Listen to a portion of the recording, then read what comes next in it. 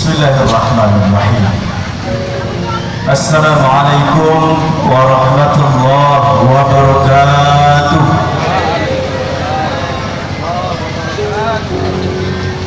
Mungkin cuaca panas jadi kurang kedengaran.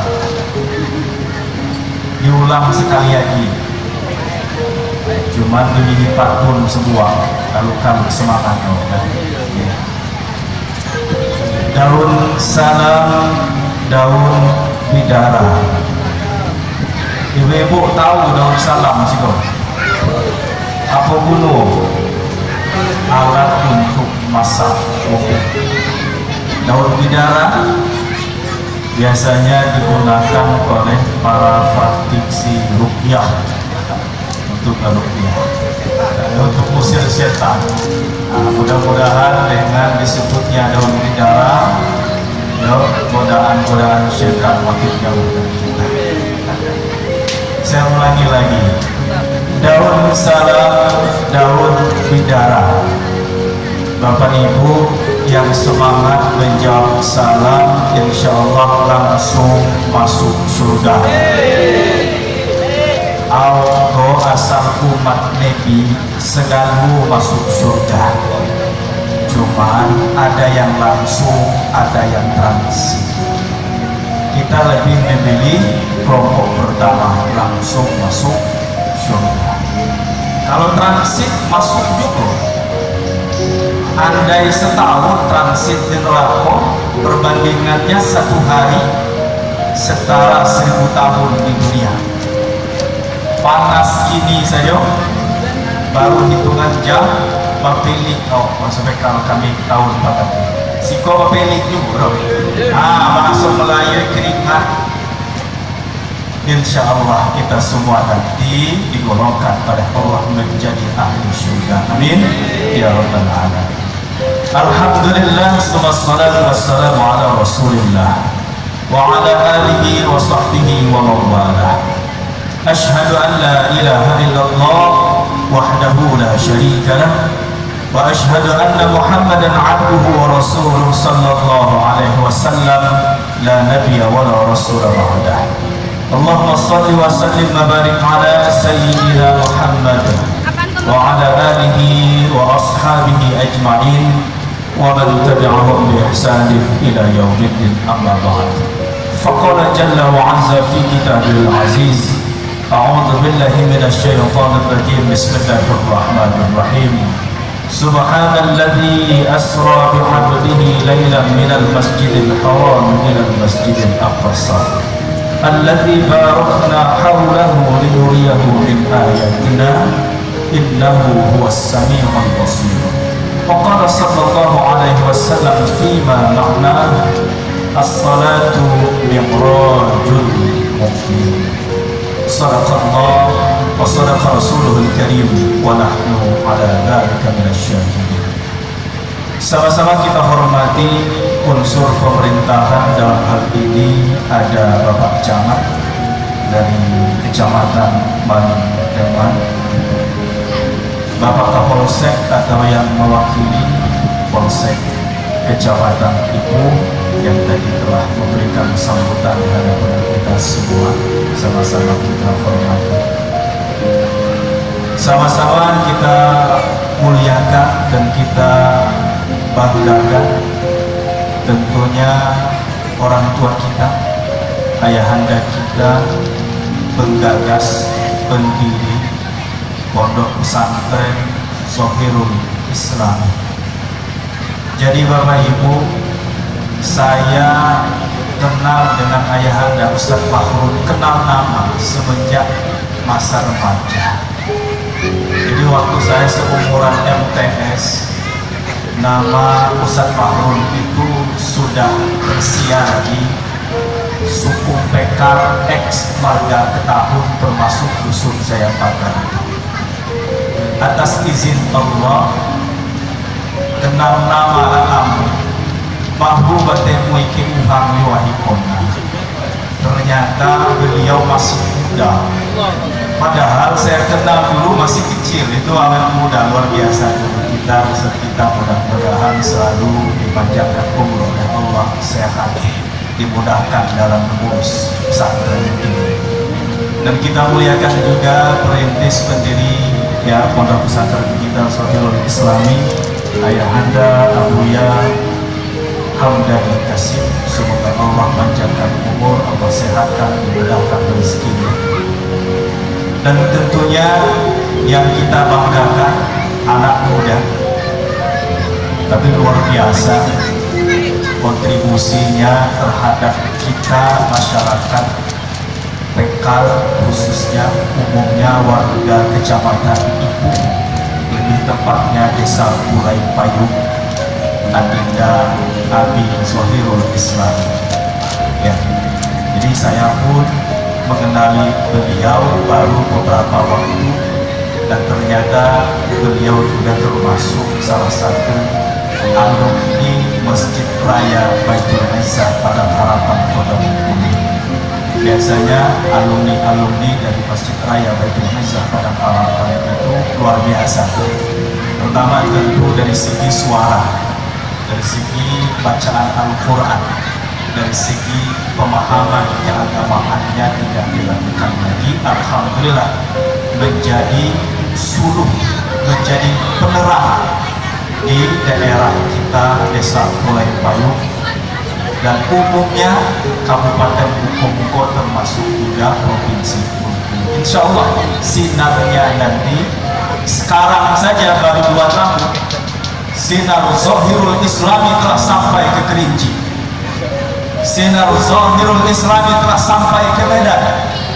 Tidak menutup kemungkinan insya Allah biiznillah tabaraka wa ta'ala beberapa tahun ke depan sinar pondok pesantren Zahirul Islami menyebar ke seluruh Nusantara, bahkan sampai ke Pulau Jawa. Amin ya rabbal alamin. Dan tentunya kita muliakan juga segenap asatidzah, dewan guru, ustaz-ustazah. Dan yang berbahagia tentunya para orang tua yang tadi anak-anaknya telah diwisuda. Ini investasi yang luar biasa.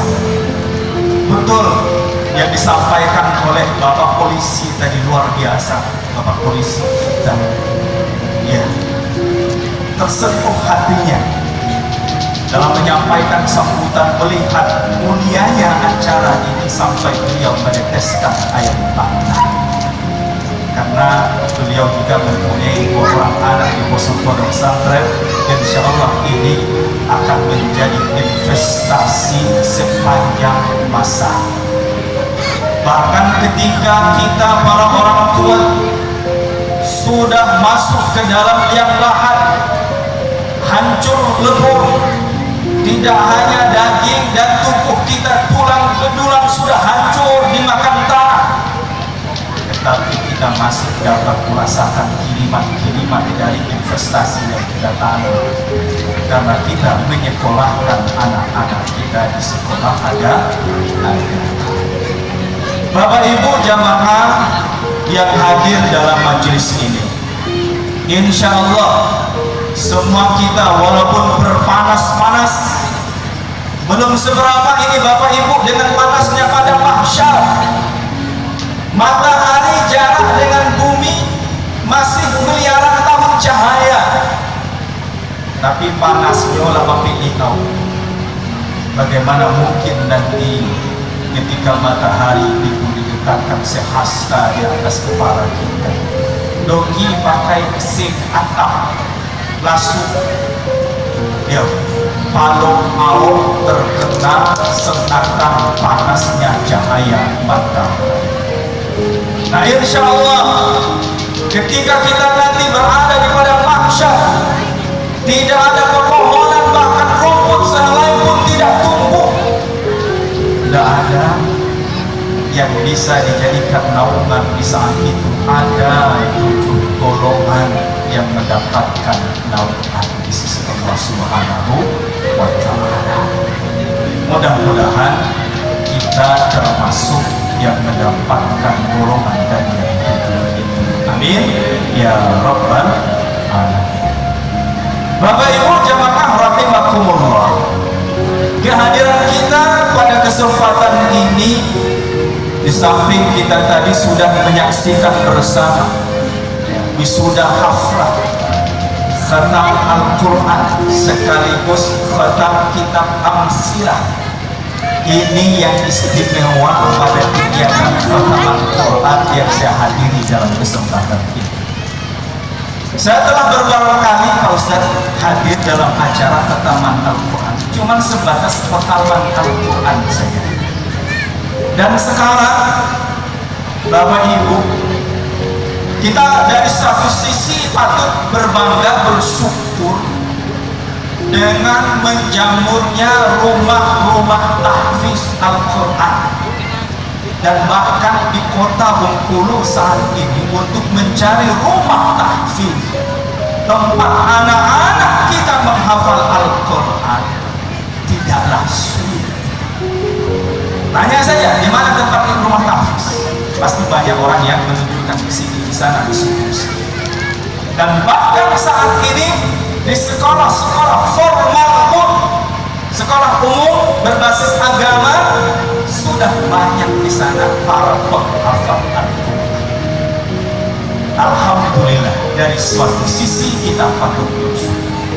Hanya saja, ya, banyaknya rumah-rumah tahfiz yang mendorong anak-anak kita agar dapat menghafal Al-Quran tidak dibarengi dengan alat untuk memahami Al-Quran itu sendiri.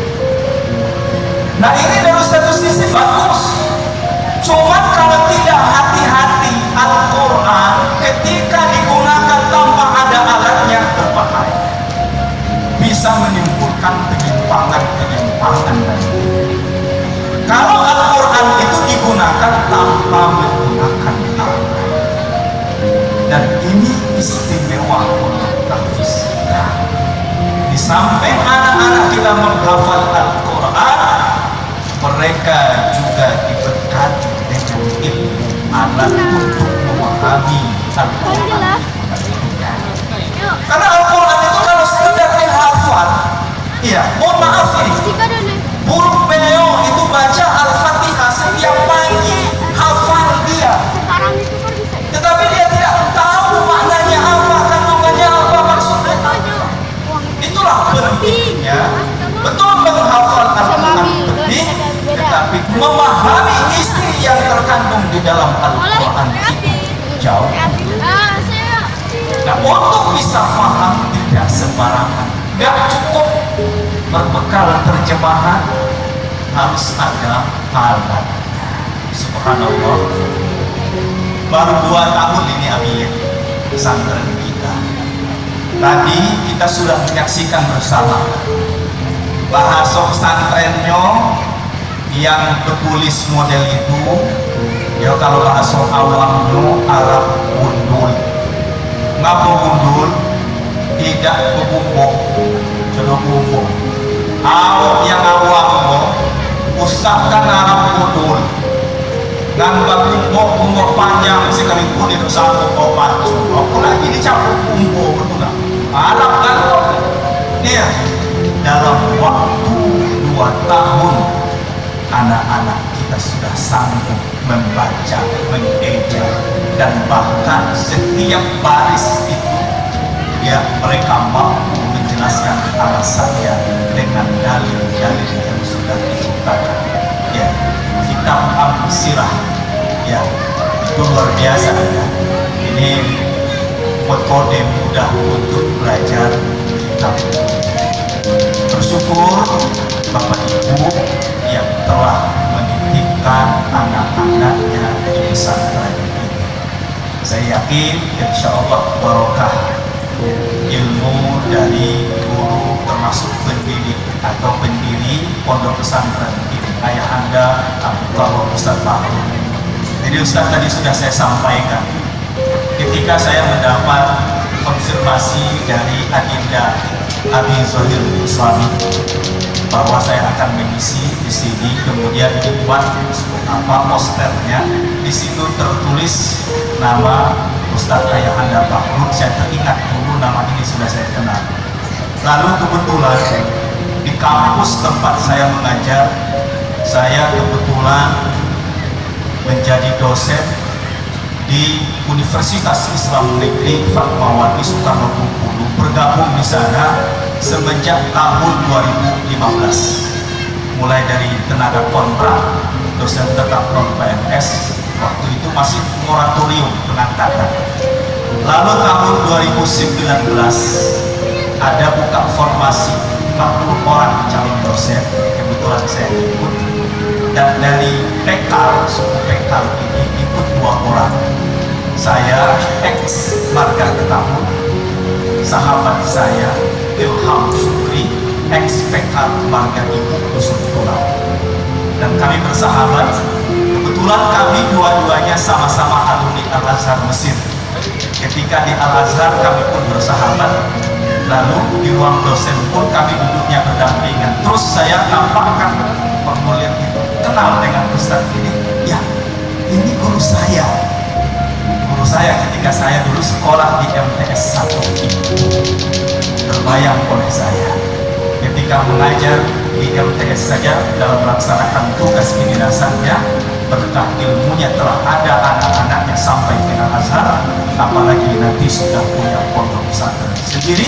Insya Allah beberapa tahun ke depan, kalau melihat potensi kemampuan anak baik dari ilmu alat, ilmu bahasa, hafalan Al-Quran, mudah-mudahan nanti ada yang tamat dari Zohirul Islam ini bisa sampai ke Universitas Al-Azhar. Amin ya Rabbal Alamin. Dan saya meyakini dengan melihat potensi yang ada. Bapak Ibu jamaah yang dimuliakan Allah Subhanahu wa taala, baru kita masuk ke acara peringatan Isra dan Mi'raj. Saya sampaikan kesimpulannya saja dulu. Jadi di antara kesimpulan yang bisa kita simpul kegiatan kita memperingati peristiwa Isra dan Mi'rajnya Nabi besar kita Muhammad sallallahu alaihi wasallam adalah dalam rangka untuk menyadari diri kita, Allah itu maha besar, kita kecil. Poin utamanya secara tasawuf itu agar kita sadar bahwa Allah maha besar, kita kecil, bahkan hanya seperti ketika berhadapan dengan Allah. Debu tidak ada nilainya, debu tidak ada harganya, rendah, diinjak-injak, nempel di badan, diusir orang, nempel di baju, diringsok kawan, nempel di tempat minuman, dicuci walaupun pakai mama dan dipedas mama lemon, gak ada harga. Kenapa? Karena kita kecil. Nah, ketika kita sadar Allah maha besar, kita kecil, maka agar kita berharga, agar kita bernilai, maka kita harus terhubung dengan Allah, maka kita harus punya hubungan langsung dengan Allah. Bapak Ibu, kalau orang senek, orang senek, orang gedang, orang senek, kalau masukkan orang gedang ada istilah untuk menggambarkan para pejabat, gubernur, wali kota, menteri, presiden. Au rakyatnya sungguh namanya orang senek. Orang senek dia bisa berharga kalau yang bersangkutan memiliki hubungan sesuatu dengan orang besar, ada hubungannya dengan pakai wanita. Usah hubungan keponakan pameman saja kita bilang itu bisa biasa-biasa saja yang bersangkutan, ya, dari segi pendidikan biasa, dari segi ekonomi biasa. Tapi yang bersangkutan memiliki hubungan dengan menteri, pasti dicari-cari pamor. Jangankan menteri, punya hubungan keponakan gubernur, dia kuhang keponakan gubernur itu. Walaupun pendidikan biasa, pekerjaan biasa, ekonomi biasa, tapi memiliki hubungan dengan orang besar, gubernur, dia Tuhan. Kenapa dia biasa-biasa tapi dihargai, menjadi terhormat? Karena memiliki hubungan dengan orang Islam. Begitu pula setelah kita sadar, Tuhan sene codo baikku, kamu endo baikku harus berhubungan dengan yang maha besar. Kamu codo hubungan dengan yang maha besar, codo baikku. Mohon maaf, mungkin membak sampah saja. Karena bagi Allah dunia termasuk isinya adu hewan, adu ikan, adu tanaman pepohonan. Bagi Allah nilai makhluk yang ada di muka bumi ini tidak lebih dari selembar sayap lalat. Lalu jangan seluruh apa yang ada di dunia itu dalam pandangan Allah codoeku. Itu yang disampaikan oleh Nabi Sallallahu Alaihi Wasallam. Andai kata dunia dan seisinya di sisi Allah itu seharga dengan selembar sayap lalat. Si kuadu hang meli sayap lalat. Lalat masuk kami eks ketahun langau. Si kuadu masuk. Kamu baik langau. Elok tetemui kan amnalok sayap langau baik kini elok yakin ke pasar dua. Bida jodoh amnalok karo hidup baik. Jodoh itu saya berada. Usahakan saya Pak, job lalang mau ditawar mahal minta setengah kilo langau gratis. Doja beli. Bida jodoh baik.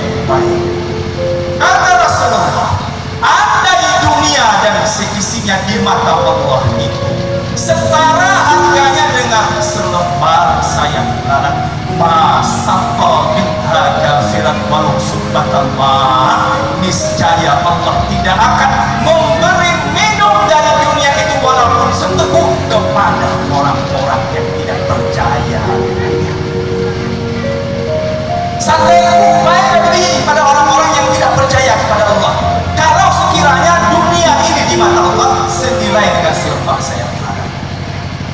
Faktanya Tuhan baiman baik yubamal hidup amal dapet makan dapet minum bahkan manyok lalemut sama yang hidup biasa hidup pada lalemut.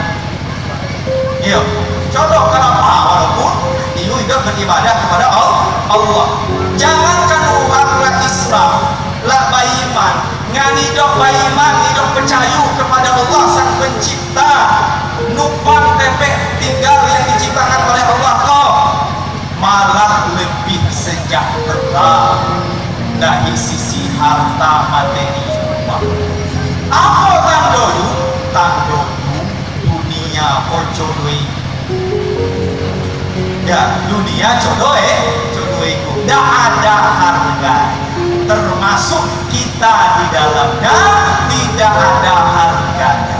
Makanya kalau kita ingin berharga nantinya, orang yang tidak ada yang kilo deh dicampur ke kiamat terakhir yang kira tepek manusia apa dulu adu nareko adu serbo ngan baikku yo kan bahas-bahas pakiti parania baikku yo adu berhubungan dengan Allah diletok ke serbo ngani yo baikku udah dicampur ke nareko.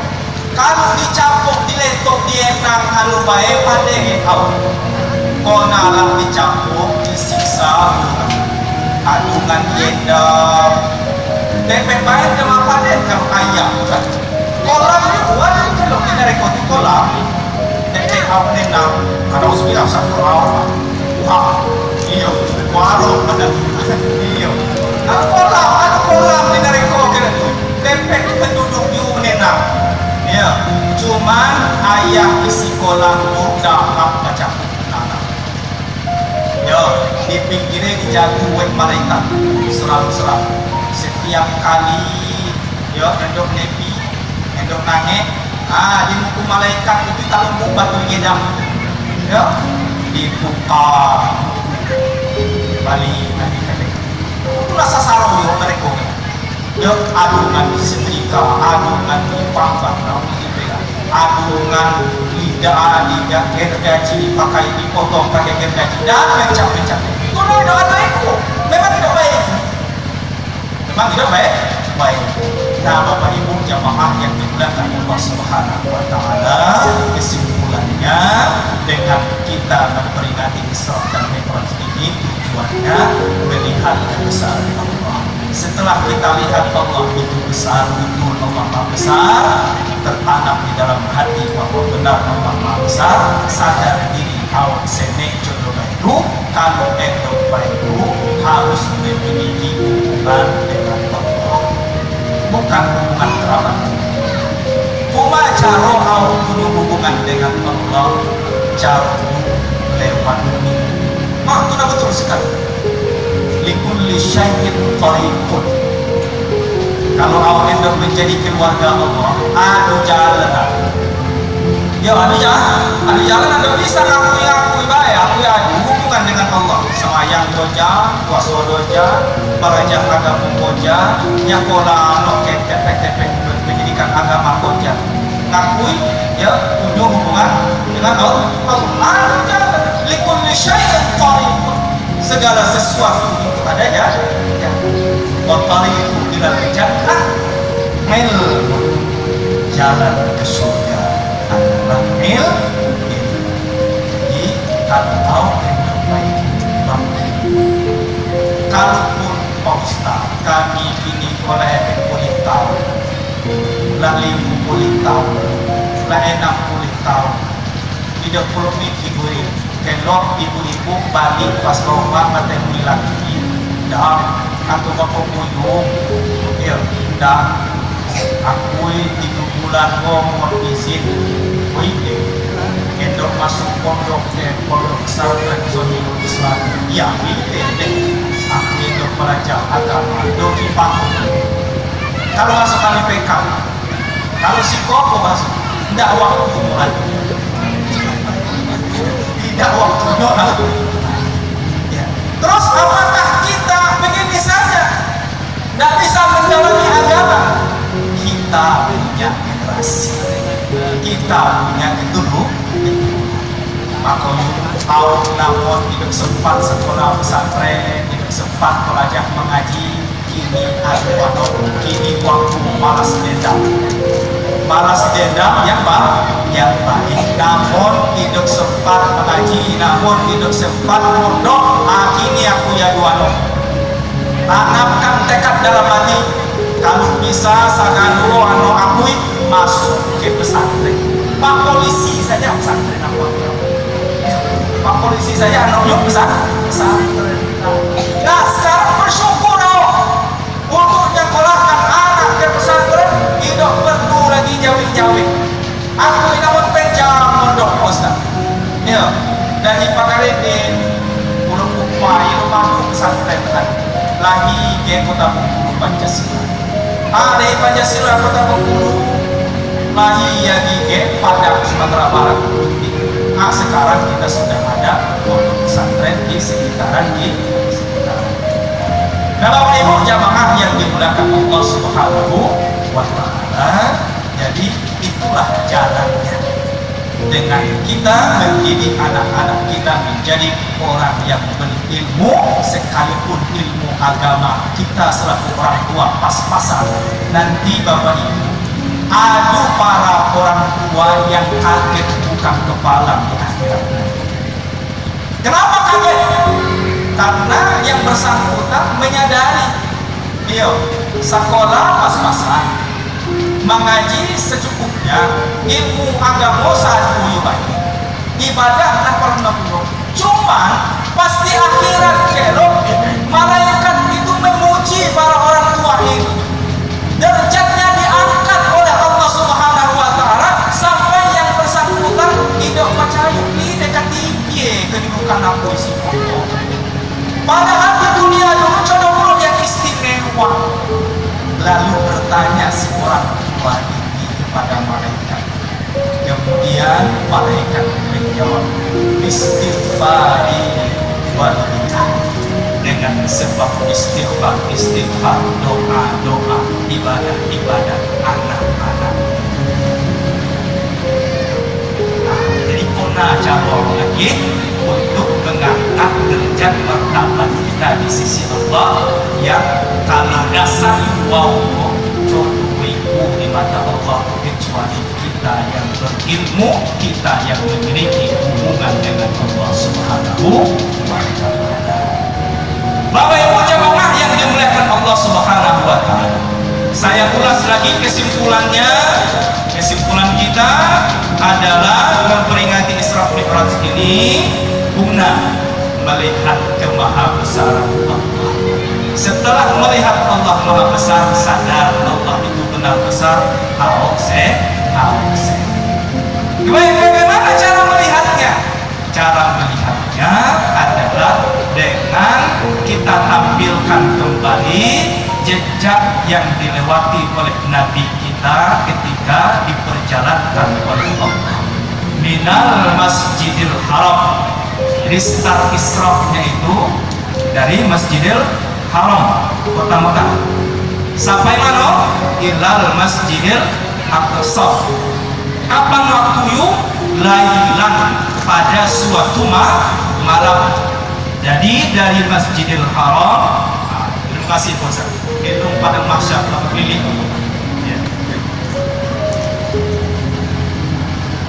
Ya. Jadi Rasul Sallallahu Alaihi Wasallam yang dibacakan oleh qari kita tadi luar biasa suaranya. Ya. Dari mulai dari Masjidil Haram ke Masjidil Aqsa. Aku tidak bercerita detail karena cuma ingin melihat peta perjalanan Rasulullah sehingga nampak Allah Maha Besar. Dari Masjidil Haram Mekah sampai ke Masjidil Aqsa Palestina, jarak tempuh normal waktu itu ya sebulan balik.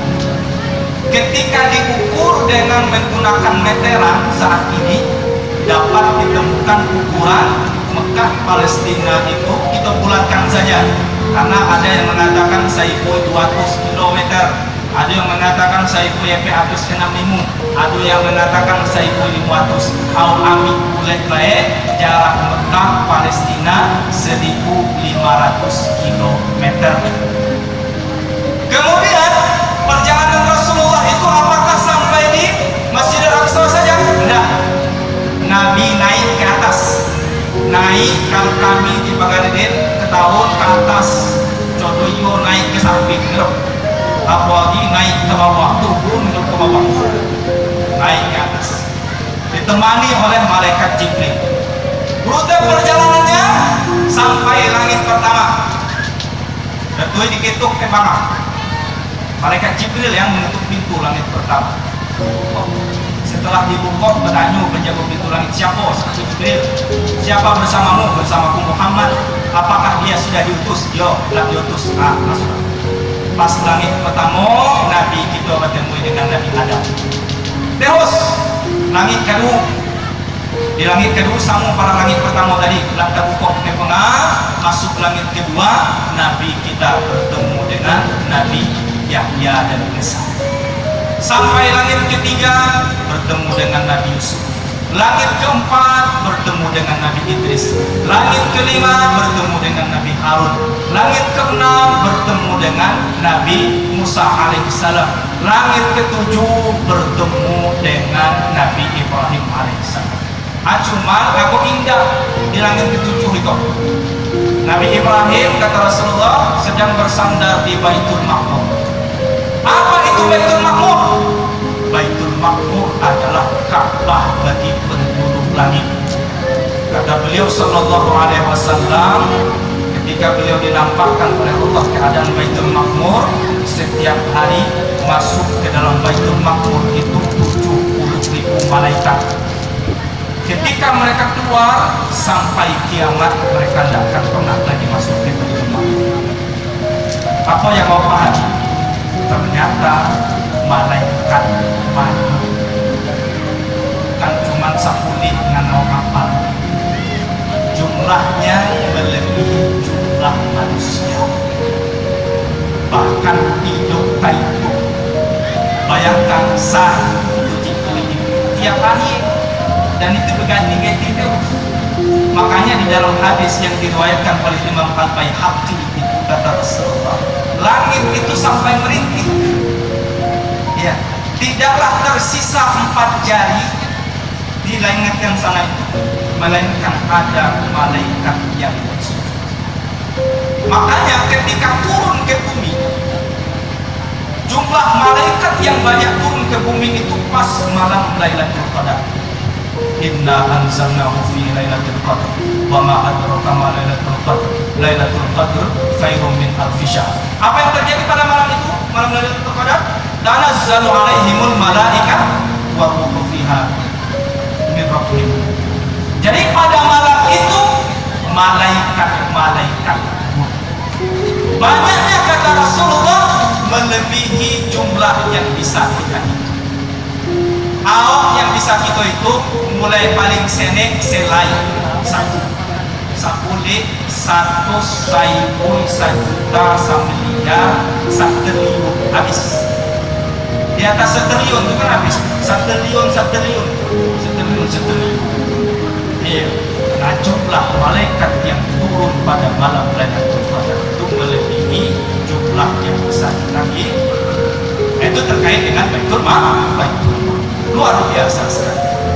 Kemudian perjalanan Rasulullah tidak terhenti di sana, terus naik sampai ke Sidratul Muntaha. Setelah itu beliau bertemu dengan Allah, tidak bersingkat. Lalu Allah mewajibkan samaya sholat 50 kali sehari semalam, yang akhirnya nanti atas ya jasa Nabi Musa.